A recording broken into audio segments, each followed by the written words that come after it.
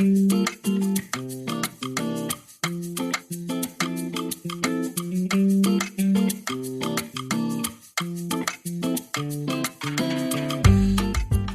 episodio de Raticos de Ciencia nace de un viaje de trabajo a Londres. Me invitaron a participar en el tribunal de una tesis doctoral. En nuestro trabajo, como en cualquier otro, hay que aprender a saber decir no en sus distintas formas, para no cargar la agenda de cosas que te alejen de tu actividad principal, que en nuestro caso es investigar. Sin embargo, estar en un tribunal de tesis te obliga a leer en profundidad sobre una investigación, y eso siempre viene bien para aprender y para sacar ideas. Además, en este caso, tenía la curiosidad de saber cómo funcionaban los tribunales de tesis en el Reino Unido. Allí, a diferencia de España, al doctorando o doctoranda se le examina en privado. En mi caso, la aspirante a doctora, una chica londinense, estuvo durante 3 horas encerrada en una sala conmigo y con un científico de origen ruso que trabaja en Londres. Dicen que estos exámenes han llegado a durar hasta 6 horas. A este examen se le llama viva voce o viva, pronunciado por ellos, del latín voz viva. A diferencia de los exámenes de tesis en España, que son públicos y suelen terminar con el aspirante aprobado en el mismo día, en el viva británico lo normal es hacer correcciones y comentarios para mejorar el trabajo con modificaciones que pueden llevar varias semanas hasta que la tesis sea finalmente aprobada. Como sabéis, aprovecho los viajes para intentar grabar un ratico de ciencia y a ser posible con personas que no conocía antes. Me gusta sentir esa adrenalina de conocer a alguien en el momento y ponerme a charlar de ciencia y de lo que surja. En este caso, apuré demasiado en la búsqueda, pero mi amiga y colega científica Carla Lloret me facilitó el contacto con Diego Sainz de la Maza, un madrileño que lleva unos 8 años investigando en el Reino Unido. Quedé con él en su lugar de trabajo, en el University College de Londres, o UCL, una de las universidades más prestigiosas de Londres y cuyo campus está muy céntrico, muy cerca del British Museum.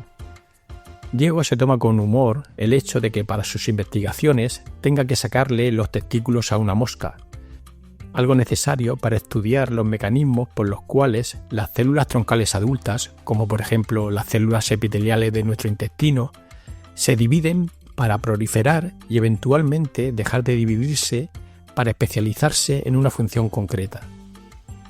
Estos procesos del paso de proliferación celular a diferenciación o especialización celular se estudian en el área de la biología del desarrollo y los mecanismos que los gobiernan ayudan a entender, por ejemplo, el cáncer o la regeneración de tejidos a partir de células madre. Diego, que como veréis tiene una voz muy radiofónica, transmite vocación y entusiasmo por su trabajo. Él no se dio cuenta, creo, pero esta conversación se grabó el 14 de febrero en Londres, Día de los Enamorados, y de manera espontánea, Diego dijo sentirse enamorado de la biología del desarrollo. El amor, ese sentimiento irracional, esa química corporal incontrolable, que es el motor que todos necesitamos para disfrutar con plenitud de las cosas sencillas de la vida, como un paseo, una comida, un atardecer, o cortarle los testículos a una mosca para entender cómo funcionan las células.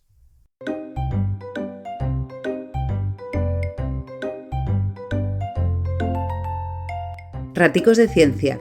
Conversaciones con científicos y científicas.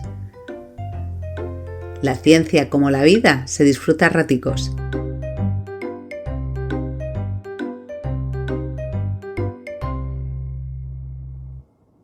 Pues Diego, muchas gracias de entrada por tu tiempo un viernes por la tarde. Encantado. Porque me consta que has estado muy liado y encima de aquí a 1 hora o así tienes que salir corriendo a por tu niño, que está en la guardería, ¿no? Imagino. Sí. Nada, gracias a ti porque así me has hecho una última hora de viernes por la tarde más divertida de lo normal. No sé si aquí hay la tradición esta de la beer hour así en el centro, en el instituto. Hay algunos centros donde la gente se abre la cervecita. Sí, se intenta hacer eventos sociales de vez en cuando. Aquí son una vez al mes. Un laboratorio monta un tema. Si son los laboratorios de moscas, pues probablemente va a haber decoración como de moscas y demás. Es el social event y entonces pues todos los laboratorios del departamento van y es un viernes a las 5 de la tarde. Qué bueno.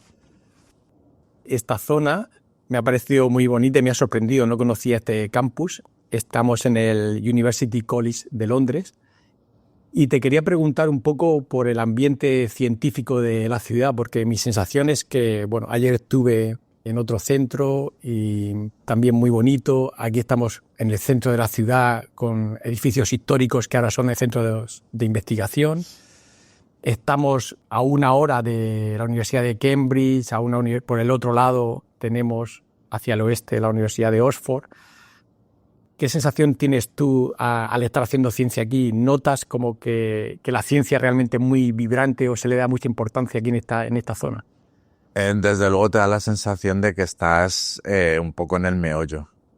A nivel de universidad, mi universidad puntúa en estos rankings muy alto todos los años cuando se hacen estas calificaciones, pero luego está también el King's College o el Imperial College, donde hay grupos de primer nivel. Además, muchas de estas universidades tienen como institutos de investigación asociados, con lo cual el volumen de investigación que se genera es espectacular. Y luego además está también el Crick Institute, donde pues... Es verdad, es reciente, ¿no? Relativamente reciente. Yo creo que debe tener como unos 10 años, porque antes era otro centro de investigación a las afueras de Londres que se llamaba Mill Hill. Y entonces como que lo reestructuraron y lo reconvirtieron en una especie de centro de élite, donde los jefes de grupo que van ahí tienen un número determinado de años para estar ahí y ser lo más productivos posibles. Y tienen todos los recursos, está muy bien el sitio, es un edificio también muy impresionante al lado de la salida de San Pancras. O sea, todo es como... Y entonces, como hay tantas universidades, centros, hay muchísimas conferencias, muchísimas series de seminarios. Por ejemplo, el que a mí me tocan 2 de cerca, una vez al mes hay una reunión de los grupos de música de Londres. Y entonces, pues, bueno, pues... Ahí hay 2 personas que presentan y se va allí, la gente hace preguntas, luego hay pizza y cervezas para que la gente esté un poco charlando y demás. Y es una buena oportunidad cuando tú tienes una historia que no sabes muy bien cómo fluye, si a la gente le interesa, si le ven pegas. Es un buen sitio donde tú vas y hay gente pues muy buena allí, sí. Te dan un poquito de caña, pero en un ambiente amigable, que es lo que al final quieres, que te critiquen pero que no te hagan llorar demasiado. Sí. Y es muy guay. Y luego también, pues, Crick, por ejemplo, tiene series de seminarios de todo lo que te quieras imaginar. A mí, el que me toca a mí es desarrollo y células troncales. Todos los viernes hay gente que presenta, pueden ser estudiantes predoctorales o postdocs que presentan allí. Y entonces la gente va y hace preguntas y claro, pues tú estás allí y a veces reconoces caras y dices, madre mía, está entre el público esta persona. Es decir, hay gente que hablas de sus artículos en las charlas y dices, madre mía, gente que son a ver qué digo. En el campo, ¿no? Claro. Entonces sí, es un ambiente científico muy vibrante y luego, claro, pues cada universidad pues invita a un ponente de vez en cuando. Sí. Entonces alguien de Cambridge tiene muy fácil venir, o alguien de Oxford o quien sea, ¿no? Entonces sí te da la sensación de que estás en un entorno donde la cosa pues está muy efervescente. Sí. Y hay una cosa importante también, y es que la gente de la calle vea al pasear por la ciudad que hay sitios de ciencia y que se respete eso y que se sienta orgullosa de eso, ¿no? Y los edificios, ya te digo, los veo muy bonitos. Ayer estuve en el Imperial College, estuve en un comité de tesis doctoral y el edificio también me pareció súper bonito. Me han dicho que la Royal Society está también súper céntrica, alrededor tiene, pues está el Palacio de Buckingham cerca. Está muy cerca, al otro lado de la calle prácticamente. Entonces, claro, gente que va al centro de pronto ve la Royal Society y tal, y es como que la ciencia tiene una presencia.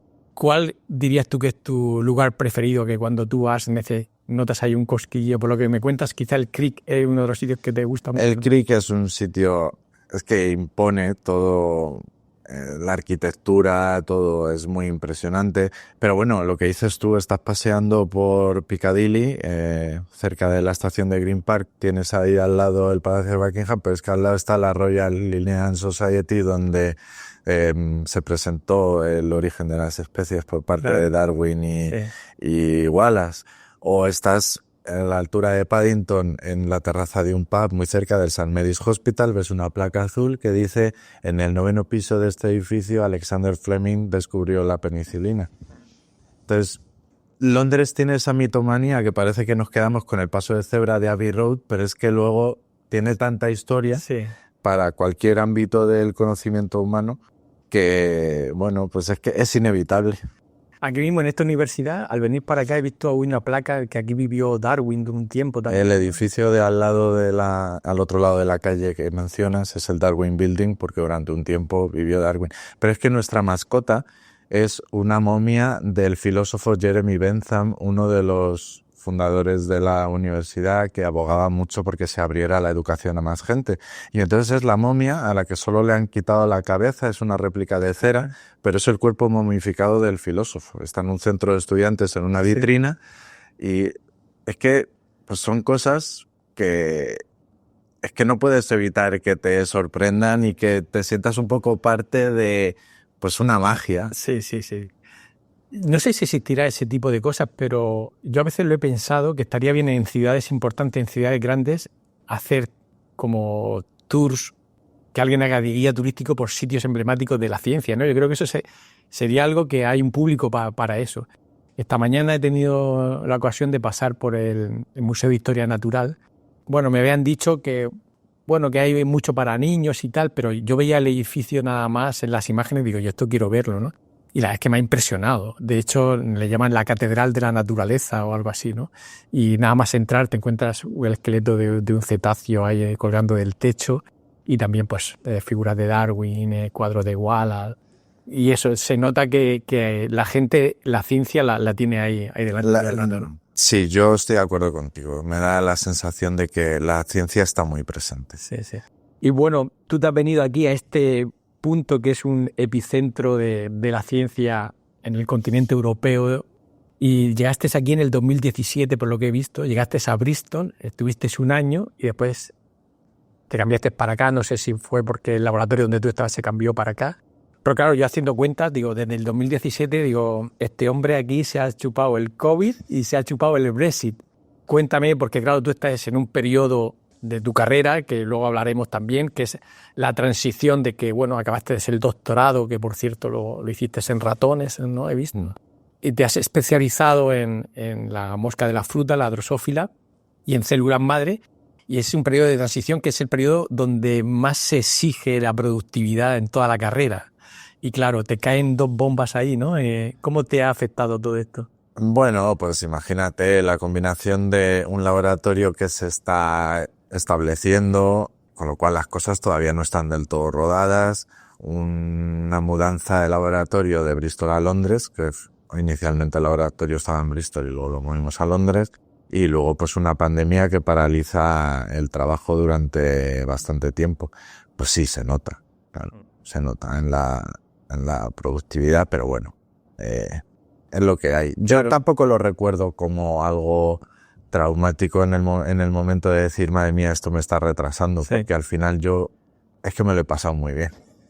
Me ha gustado mucho descubrir la biología del desarrollo en un organismo modelo, porque mi tesis, que era en ratones con células embrionarias de ratón, sí que tenía mucho de biología del desarrollo, pero estaba más pensado como para el campo de la reprogramación, tenía como una parte como más aplicada.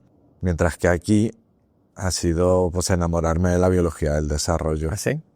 ¿Estás enamorado de la biología del desarrollo y también del modelo de Drosophila o no tanto? Me encanta. No, o sea, mi paso a la independencia, si se produce al final, si tengo suerte, no me lo imagino haciendo otra cosa que no sea biología del desarrollo con la mosca de la fruta. Qué bueno. Yo hice la tesis en la mosca de la fruta, en Drosophila melanogaster, en el Instituto de Neurociencia, y tengo buen recuerdo de la mosca, también sobre todo de las imágenes.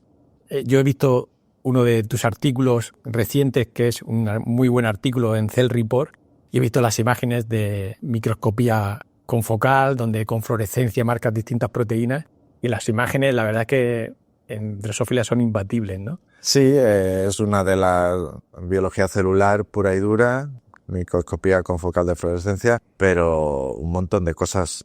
O sea, tuvimos la suerte de que una de las fotos nos las pusieron en portada. Uh-huh.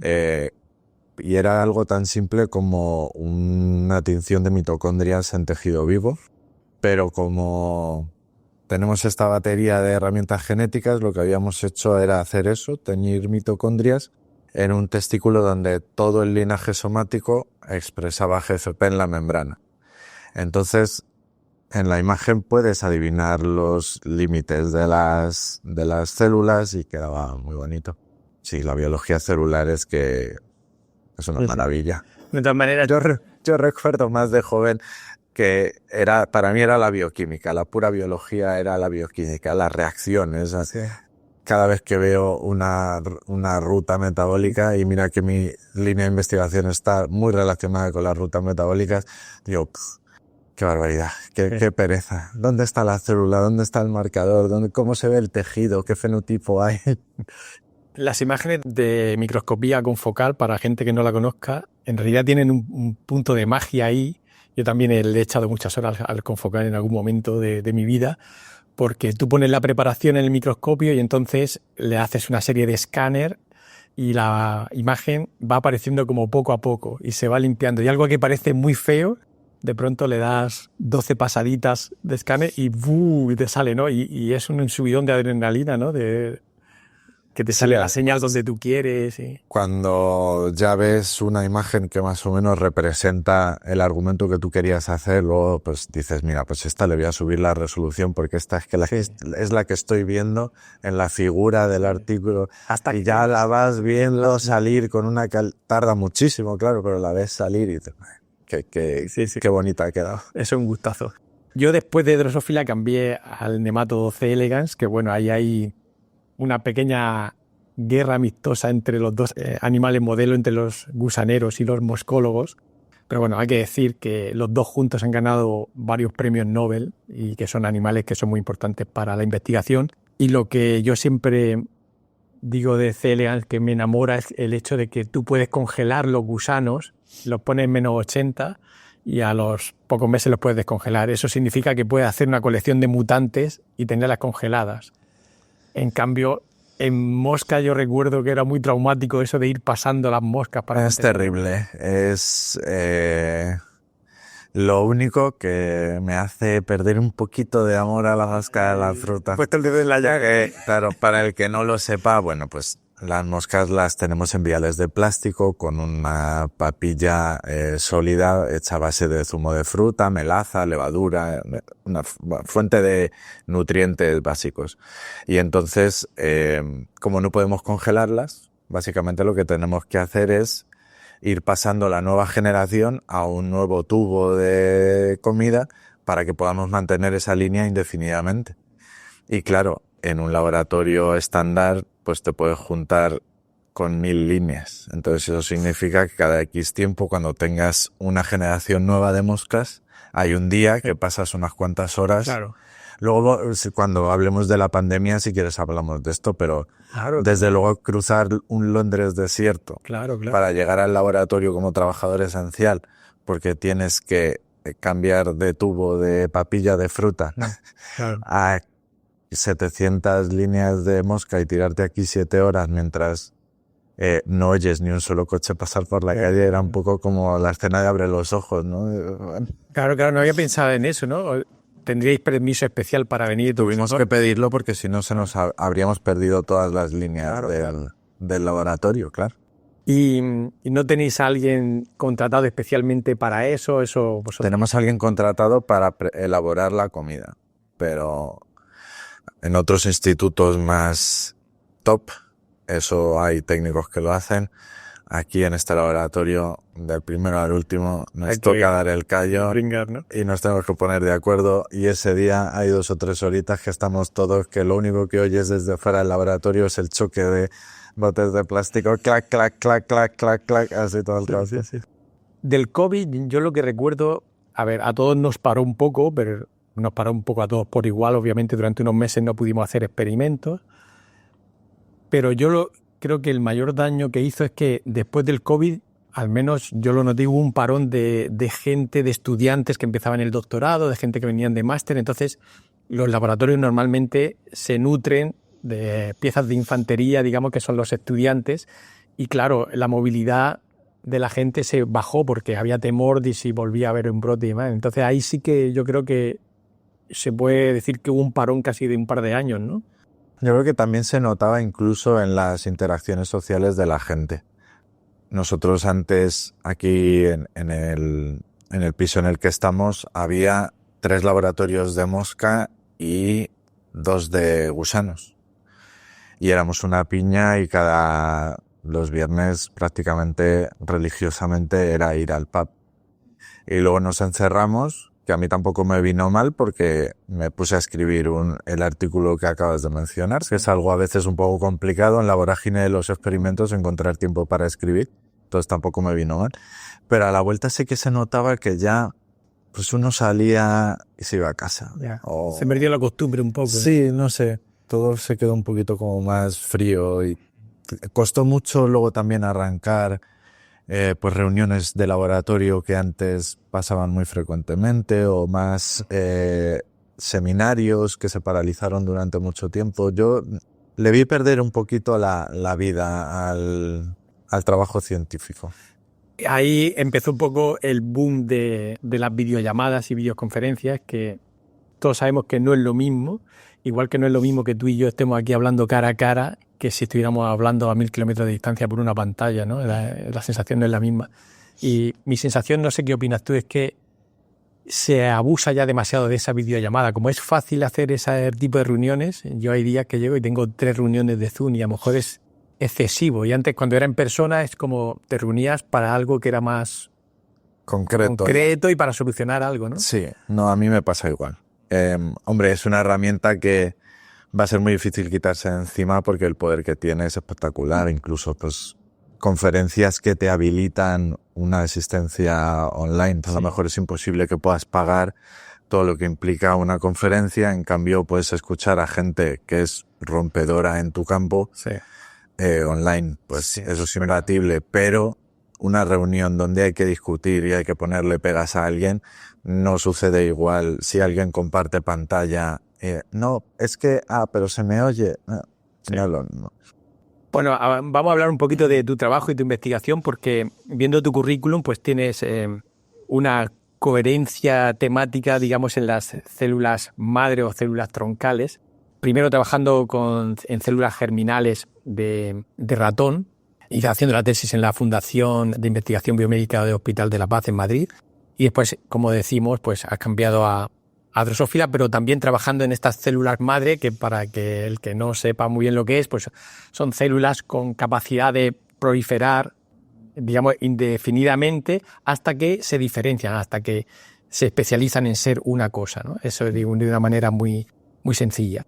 Y tú eso lo estudias donde hay un grupo de estas células madre o células troncales que es en el testículo de Drosófila, ¿no? Entonces, ahí imagino que habrá habido durante todos estos años un poco de cachondeo en tu entorno, ¿no? De decir, pues mira, este está... Bueno, cachondeo y llega hasta el punto de que la cosa es tan llamativa cuando la gente la escucha que una amiga mía utilizó eso en una cita que tú de repente sacó como tema de conversación. Pues yo tengo un amigo que trabaja con testículos de mosca. Y claro, yo me quedé, pero ¿y qué conversación has generado? Va a pensar que estás loca, ¿no? Es cada vez que hay alguien nuevo, bueno, ya el discurso ya va muy rodado, pero claro, las primeras veces era como, ¿y ahora cómo te explico yo? Porque esto tiene relevancia, porque... ¿Y por qué hemos elegido que no estamos locos?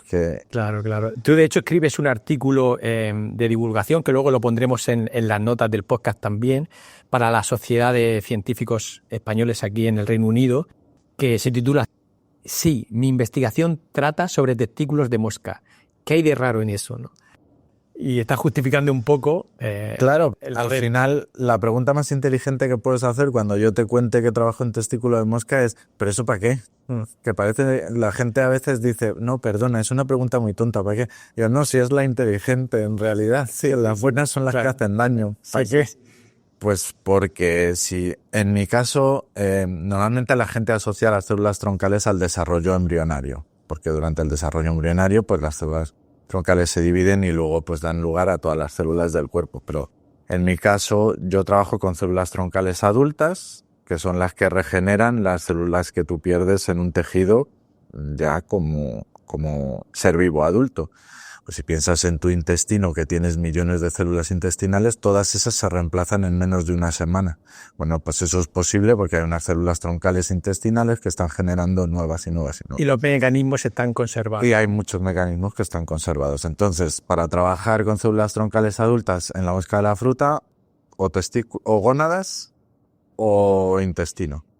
Y mi laboratorio en particular tenía mucho conocimiento del linaje somático del testículo de mosca y ahí aterricé yo para ver cómo una célula troncal decide si se mantiene como célula troncal o si se diferencia hacia otra cosa. Claro, y esto es una pregunta muy relevante, que de hecho hay un campo enorme de gente investigando en esto, en distintos sistemas, que tiene relevancia solo para entender ya el porqué, los mecanismos celulares, pero también incluso pensando en las células madre para terapias. Ahora mismo se está hablando de poner células madre en tejidos para reparar tejidos. Entonces, claro, hay que saber en qué momento dejan de dividirse para ya especializarse y quedarse quietas haciendo su trabajo, ¿no?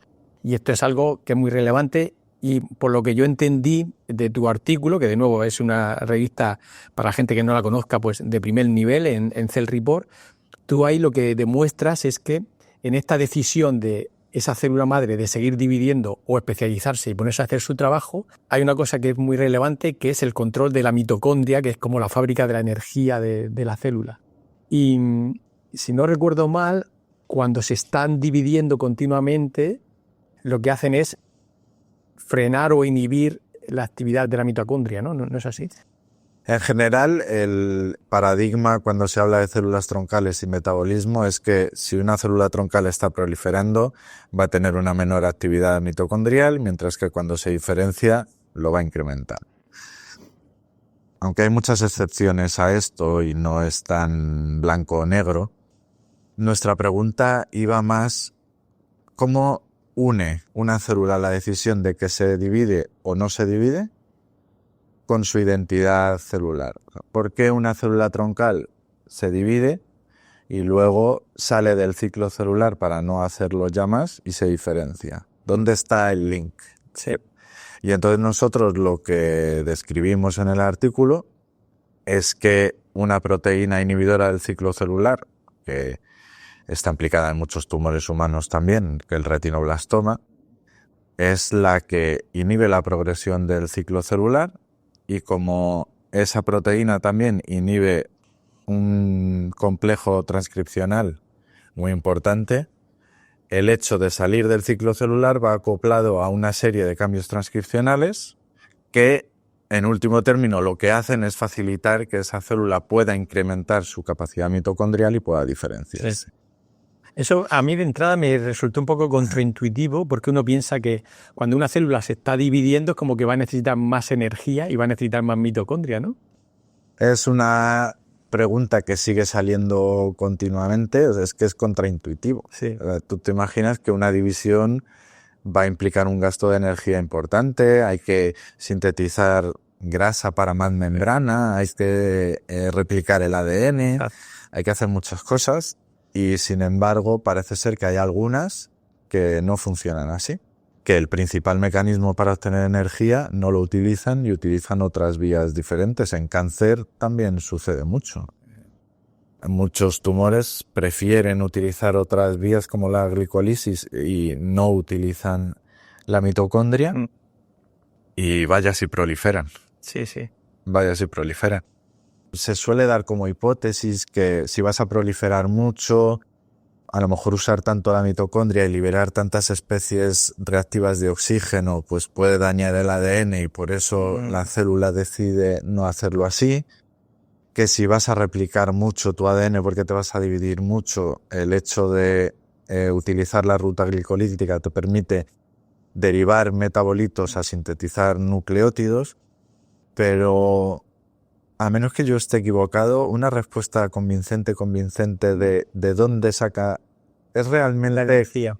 Claro, y hace falta tanta, yo no sé, a lo mejor no, claro. A lo mejor consumes más energía si eres un músculo que tiene que estar contrayéndose continuamente, sí. Así eres una célula troncal de músculo que lo único que tienes que hacer es mantenerse quiescente hasta que hay un golpe y reentrar en el ciclo celular y dar lugar a una nueva célula, no lo sé. Esto que dice, de nuevo, yo creo que es muy importante porque estamos hablando de conocimientos básicos de cómo estas células regulan el paso de dividirse o a diferenciarse.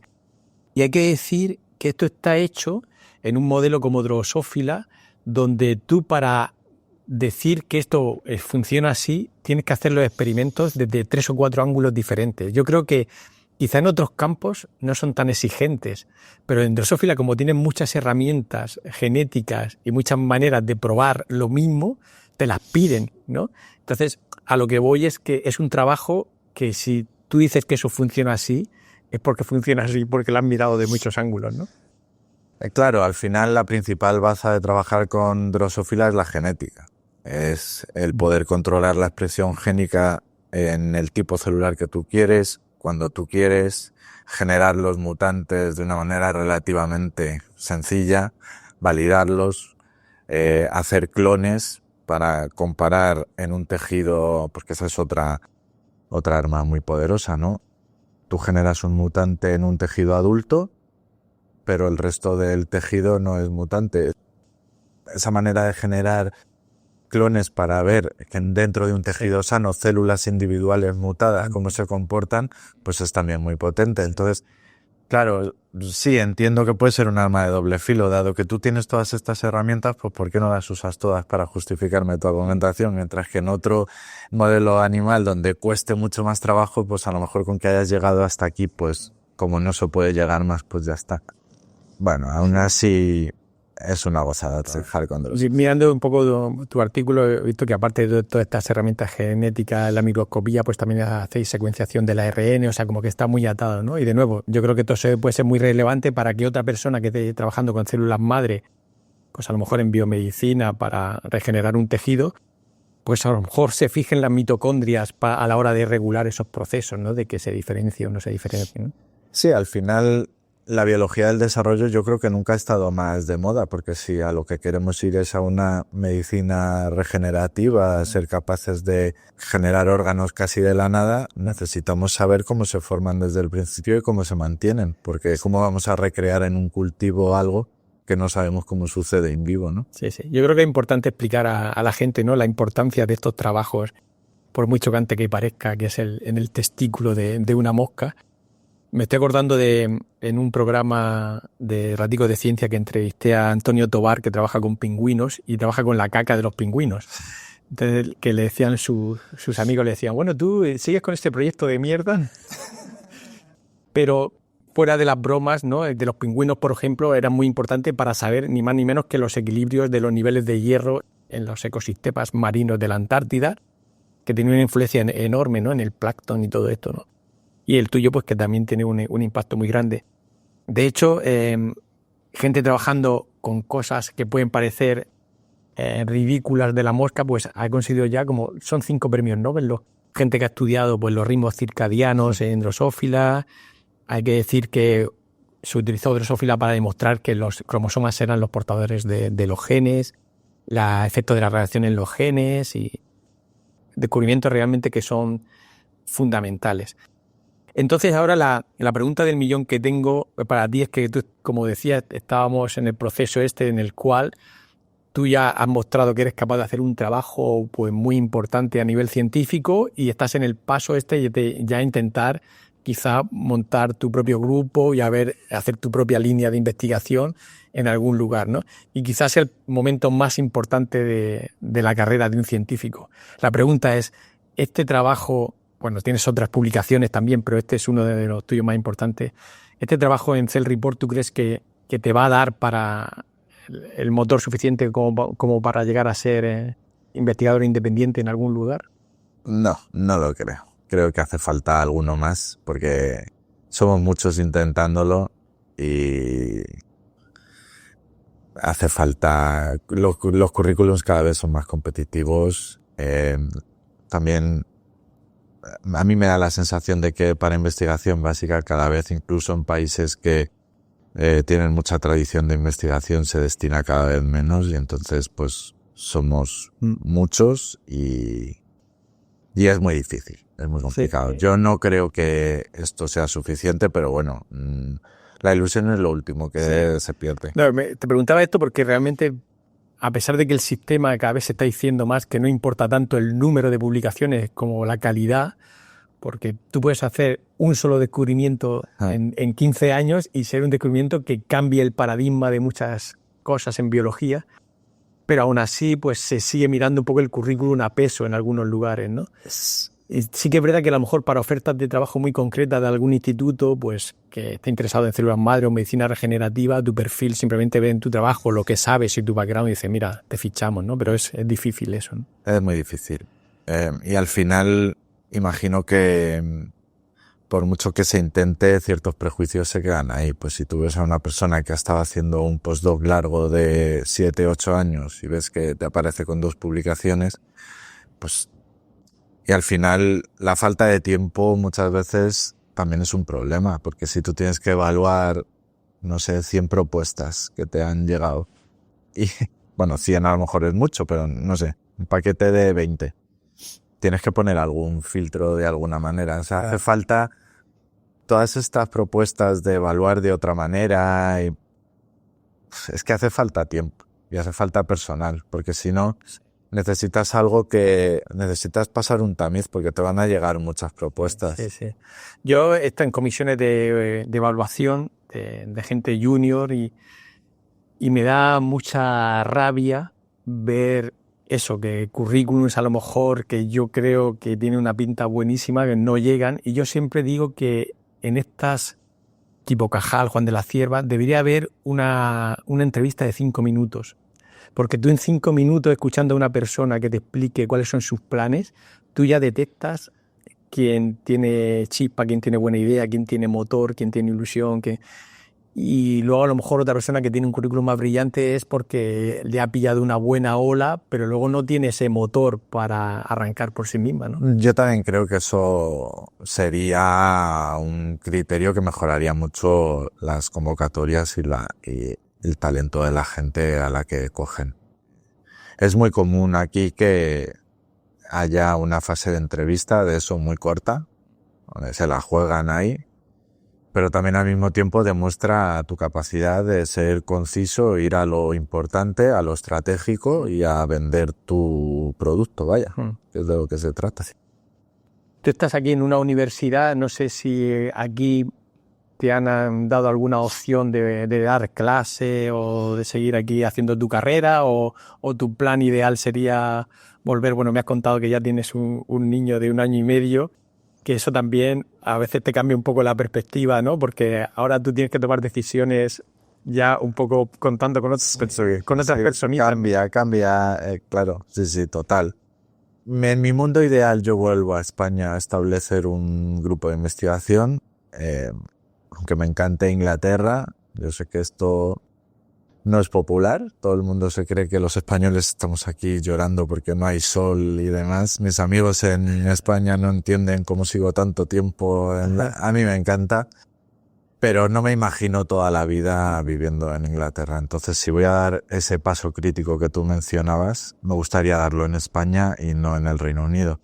Posibilidades de dar clase en una universidad, no te creas que te dan tantas como tú pudieras pensar, pero como han incrementado tanto el número de estudiantes, están más abiertos a que puedas echar una mano y bueno, pues por ahí puedes encontrar alguna cosilla, pero no es tan fácil. Ya. Justo hoy he estado comiendo con un colega de C. elegans que da clase aquí también en esta universidad y me contaba que la universidad se está expandiendo mucho hacia los estudiantes internacionales porque un estudiante británico que venga al University College de Londres, que es una universidad muy prestigiosa, pues necesita primero buena nota y luego pagar unos 10.000 euros al año. Que si lo comparas con el precio de Estados Unidos no está tan mal, pero a mí me parece una locura, 10.000 euros al año. Pero que los estudiantes que vienen, que son internacionales, porque vienen muchos de Asia, pues pueden llegar a pagar hasta 100.000, ¿no? O así. Y desde luego cada vez que le preguntas a un estudiante asiático cuánto le cobran por su tasa de doctorando anual, el número es de tal calibre que te cuesta hasta creer que eso pueda estar sucediendo. Le puede costar la tesis como un piso en España. Pues prácticamente, yo creo que incluso hasta te puede costar más. Sí, el estudiante británico paga 9.000 libras al curso académico y pues un estudiante de máster, porque luego va en grados, ¿no? El grado pues sería menos, el máster más, pero un estudiante de máster o que quiera venir aquí pues son varias decenas de miles de libras. Sí, yo creo que esto es una de las cosas que en España nos tenemos que sentir orgullosos, creo yo, que todavía lo estamos manteniendo, que la gente, si son buenos estudiantes, pueden hacer una carrera en una universidad pública de buen nivel sin necesidad de pedir un préstamo, porque claro, aquí la gente al final tiene que pedir préstamos, ¿no? para estudiar. Yo desde luego, el darte cuenta de la clase social de una manera muy evidente, lo he visto aquí, no lo he visto en España. Yo vengo de una familia normal donde mis amigos del colegio y del instituto público pues eran gente normal, y en la universidad pues tampoco, no. Sí que vi a más gente de más dinero, pero no era una cosa que a mí me chocara, yo no me sentía ajeno. Pero cuando yo he empezado a trabajar en una universidad británica y acoges estudiantes a hacer proyectos y demás, ya sí se nota. Esto es otra cosa. Sí. Una cosa un poco preocupante, ¿no? Cómo la educación está tomando un poco ese camino. También en España las universidades privadas se están apretando fuerte, ¿no? Y cómo al final una persona que venga de una familia acomodada de dinero va a tener un acceso a la educación que no tienen las otras personas. Esto antes ocurría mucho en el campo de los negocios, economía, derecho y tal, pero que también ocurra en ciencias básicas, ¿no? A mí me sorprende mucho hacer tal desembolso por un máster en biología del desarrollo, ¿no? Sí. O sea, que para mí era una cosa casi altruista, que yo me la estaba jugando un poco cuando tomaba estas decisiones, porque yo mismo pensaba, madre mía, qué futuro me espera, probablemente no podré seguir en esto. Por ahora, pues mira, toco madera. Pero sí me sorprende, y a mí también me da mucha pena porque me parece pues como la máxima representación de progreso, ¿no? Que cualquier persona pueda acceder a una... yo es que recuerdo cuando le dije a mi abuela que iba a irme a trabajar a Inglaterra. Ya la pobre se enteraba de poco, pero era como si le estuviera hablando en un idioma diferente. Yo creo que en España todavía sí que somos un poquito conscientes del salto que ha habido, pero como no insistamos mucho, pues probablemente daremos por hecho que lo normal es ir a una universidad a estudiar lo que a uno le gusta, y desde luego eso no es lo normal es que estudie el que se lo puede pagar. Sí. Y me has dicho que te gusta mucho Inglaterra, llevas ya muchos años en Londres. Me gustaría que me contaras cómo es un día ideal para ti de vida londinense. Pues, ¿qué desayunarías? ¿Dónde irías a pasear o qué museo irías a visitar? ¿Dónde irías a comer? Imagínate que viene un gran amigo o un familiar de España y dices, te voy a hacer un día de Londres que es mi preferido. ¿Qué harías? Bueno, pues un día de Londres, hay tantas cosas, es que necesitaríamos más de uno. Venga, pero vamos a coger uno. Pues probablemente en un fin de semana pues nos iríamos a alguno de los mercadillos que hay por Londres, o al de Flores de Columbia Road, o al mítico de Portobelo, que tú paseas por Portobelo y no oyes más que hablar en español, porque claro, es que a nosotros nos ponen un mercadillo y es que no nos sacas de allí, ¿no? Luego pues una pinta rápida, porque habrá que coger fuerzas y nos vamos a dar un paseíto por Hampstead Heath. Pues tú estés en una edad que la pinta te da fuerza, a mí ya me debilita. Eso de coger fuerza con las pintas no lo veo claro, pero... No, yo empiezo a verlo muy poco claro, porque además ya has mencionado que tengo un hijo de 1 año y medio, entonces yo ya 2 sorbos ya me están mandando un poco para allá. Pero si he tenido una buena noche, todavía creo que me puede dar un poco de energía.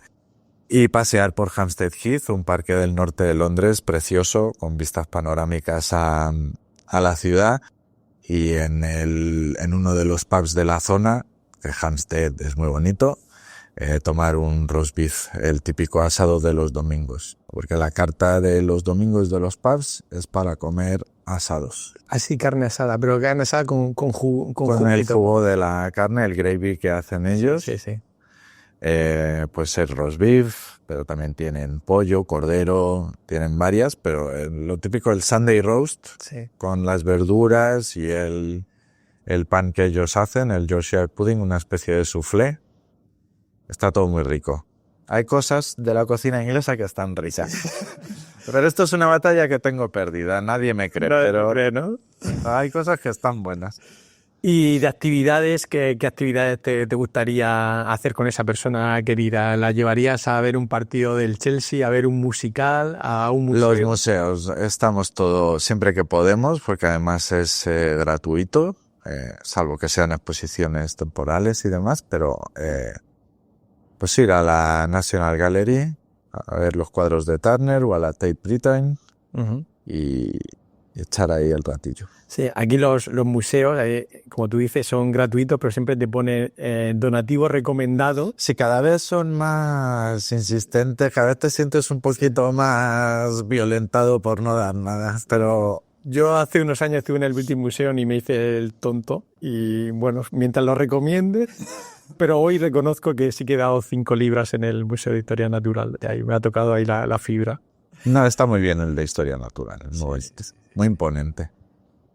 Bueno, yo creo que más o menos ya hemos conversado un poquito de lo que quería conversar y yo sé que tienes prisa porque tienes que ir a recoger a tu peque de la guardería.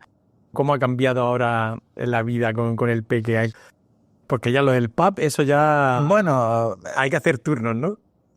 hemos hecho bastante esfuerzo por seguir manteniéndolo, no podemos hacerlo tanto, ni las rondas son el mismo número de las que eran antes, pero sí que hemos hecho un esfuerzo por seguir yendo a museos y a hacer cosas. Donde más lo noto es en la carga de trabajo que un investigador tiene en este momento. Yo necesito sacar más artículos, necesito preparar mis propuestas de financiación y demás. Y entonces, en un momento en el que la carga de trabajo se multiplica, yo puedo trabajar la mitad porque no puedo dormir. Claro.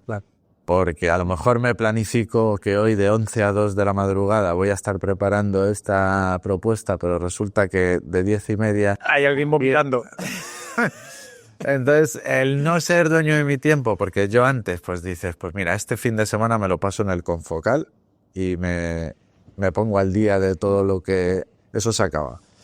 Entonces, Qué buen concepto ese de ser dueño de tu tiempo, güey. el no poder serlo todavía, aunque ya sabía que esto iba un poco de esto, me ha pillado un poco con el pie cambiado, la verdad.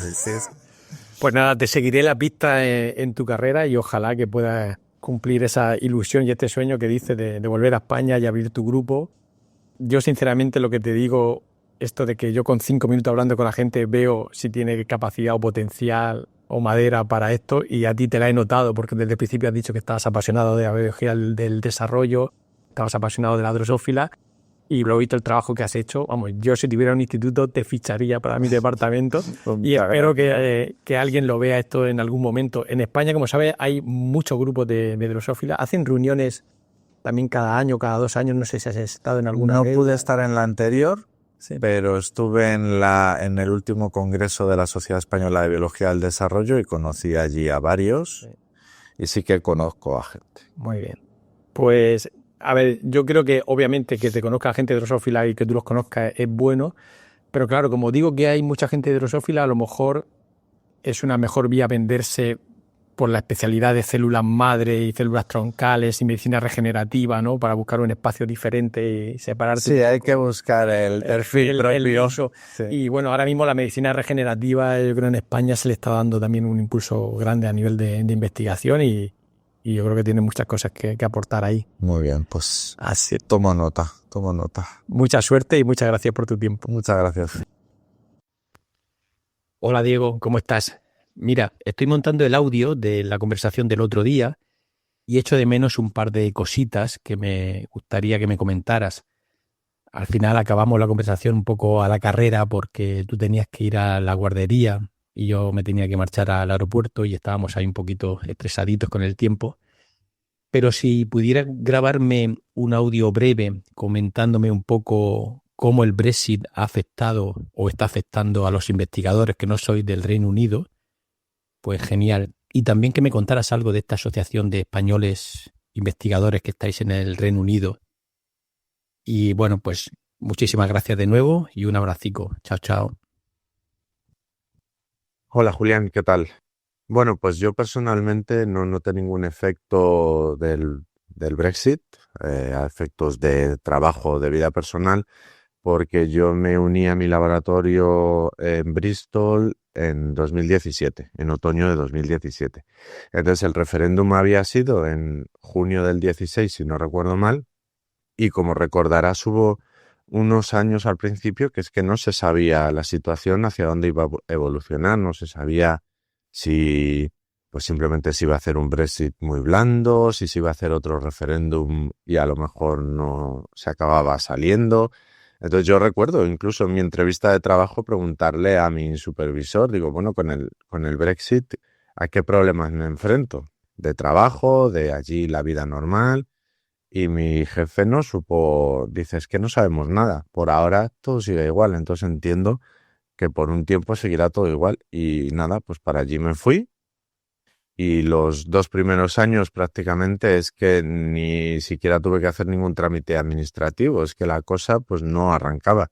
Y luego sí que recuerdo que ya entonces se empezó a hablar del sistema de asentamiento para europeos, que era básicamente un programa para que la gente que ya estaba viviendo antes de una determinada fecha en el Reino Unido y que procedía de países de la Unión Europea, pues que esa gente se acogiera al programa de asentamiento. Si llevabas menos de 5 años eras un preasentado, que luego tendrías que confirmar tu asentamiento definitivo, y si llevabas más de 5 eras ya directamente un asentado. Entonces, tanto yo como mi pareja lo hicimos cuando tocó y nos dieron el estado de preasentado. Entonces, a raíz de que yo me acogí a eso, pues yo conservé siempre mis derechos como ciudadano de la Unión Europea. Pero luego sí que hemos conocido a gente que vino ya después de la salida efectiva y, claro, necesitaban como un sponsor. Dependiendo de con qué tipo de visa vengas, necesitas que la empresa que te va a emplear o el organismo que te va a emplear, si viniera a la universidad, pues a la UCL, necesitaría un sponsor de la UCL. La UCL, pues imagino que ya tiene un departamento funcionando con esto y no hay demasiado problema, pero claro, si una empresa tiene que aprenderlo y además tiene que pagar, porque me parece que hay un precio por hacer el trámite, pues la cosa se vuelve un poco complicada. Yo recuerdo cuando se implementó que hubo muchas quejas del sector de la hostelería, que había muchos españoles e italianos que no encontraban mano de obra, o luego en la agricultura, que había mucha gente de Europa del Este que ya no iba.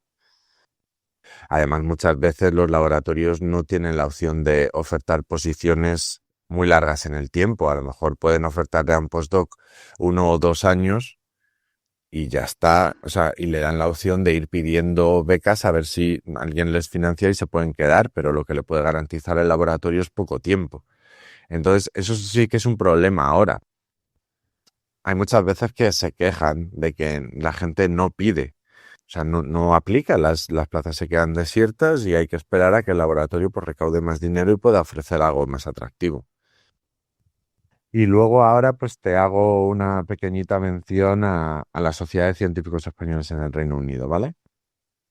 Pues mira, desde la Sociedad de Científicos Españoles en el Reino Unido, que es una sociedad que es sin ánimo de lucro, no tiene afiliación política y básicamente lo que intenta es el acercamiento de instituciones científicas entre España y el Reino Unido, ser también un nexo de unión de todos los españoles que estamos trabajando como investigadores en el Reino Unido y además divulgar ciencia. Tiene un propósito de expandir la ciencia al común de la sociedad. Pues desde la sociedad insistimos mucho en las consecuencias que esto iba a tener a nivel migratorio. Creo que en 2016 se abrió una consulta en el Parlamento británico para asociaciones que que dieran su opinión acerca de los impactos beneficiosos o perjudiciales que iba a tener el Brexit, y la presidenta de la sociedad por aquel entonces fue allí, creo que fue la única organización no británica que dio su voz en el Parlamento, en este caso más en contra, o no en contra, sino advirtiendo de los efectos perjudiciales que se iba a tener. Insistimos mucho en ello y en que debía tomarse una decisión cuanto antes, porque estos años que te mencionaba antes de incertidumbre, claro, la gente no sabía a qué atenerse. Si por lo menos vas a endurecer la migración, pero lo dices claro y dices en un programa cómo lo vas a hacer, entonces pues a lo mejor el efecto no es tan grande. Pero nosotros ya notábamos una pérdida de atractivo del Reino Unido como destino muy, muy pronto. Entonces, desde la sociedad y desde muchas organizaciones británicas también nos pedían nuestra opinión, como una diáspora de científicos de la Unión Europea en el Reino Unido, el grupo Russell, que une a las universidades más prestigiosas del Reino Unido. Muchas veces nos pedía, estuvimos muy en contacto con ellos por aquel entonces, porque ellos también estaban preocupados por lo que esto iba a suponer de perder toda, bueno, no toda, pero que disminuyera el flujo de intercambio con la Unión Europea. Y pues sí, alertamos mucho de las consecuencias que esto podía tener. Y parece que, bueno, lo que nosotros, bueno, no solo nosotros, pero muchísima gente advertía, y que es un poco de sentido común, que si un destino empieza a endurecer mucho sus condiciones para ir allí, para hacer una vida allí, para pagar, por ejemplo, el servicio de salud, se incluía un pago extra de algo más de 1.000 libras al año, ¿no? Por ponerte un ejemplo. Entonces, claro, si tú, aparte del Reino Unido, tienes una batería de países alrededor donde también puede ser una buena opción hacer un postdoc y prácticamente no tienes que hacer nada, pues era un peligro para su atracción de talento. Al final, si tú lo que quieres es tener mucho talento yendo a tu país, tienes que recibir a gente de muchos sitios, y de repente cierras cientos de millones de población al trabajo, se lo endureces, pues hay mucha posibilidad de que gran parte de ese talento se te escape. Esto es algo que desde la sociedad insistimos mucho con informes, con encuestas, con comunicados. Pero bueno, pues la cosa terminó como terminó, y ¿qué le vamos a hacer? Pues lo bueno es que ahora parece, después de tanto tiempo, que el gobierno se ha dado cuenta de esto y quiere sacar un programa de visa para científicos y demás. No sé exactamente los detalles, sé que la sociedad ha sacado recientemente un comunicado aplaudiendo la medida, pero no he tenido tiempo de mirar muy en detalle. Pero sí que sé que desde el Departamento de Política Científica y desde Presidencia de la Sociedad se ha emitido un comunicado aplaudiendo la medida del gobierno. Entonces, parece que a lo mejor se va a reconducir un poco la situación para según qué trabajos, y quizá eso en un futuro cercano permita un mayor retorno de gente, de profesionales desde la Unión Europea que quieran intentar una temporada o establecerse en el Reino Unido.